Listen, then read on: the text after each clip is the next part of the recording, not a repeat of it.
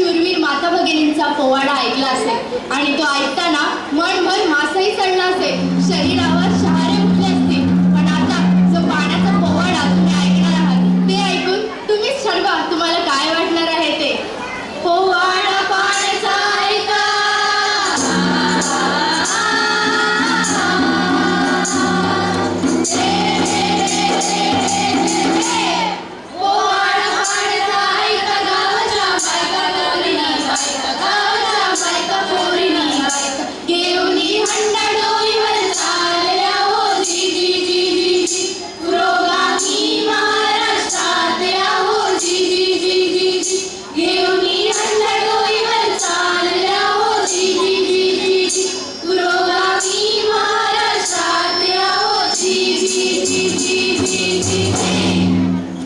छत्रपती शिवरायांनी पाहिलेले स्वराज्याचे व सुराज्याचे स्वप्न त्यांनी पूर्ण करून दाखवले होते.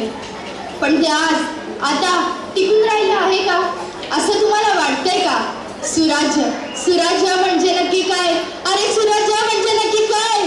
तर तिथे सर्वत्र सुजलाम सुफलाम असलेलं राज्य, आनंदाने जीवन जगत असलेली सर्वसामान्य जनता, खायला पोटभर अन्न आणि प्यायला मुबलक पाणी, तेही स्वतःच्या घरात किंवा स्वतःच्या दारात.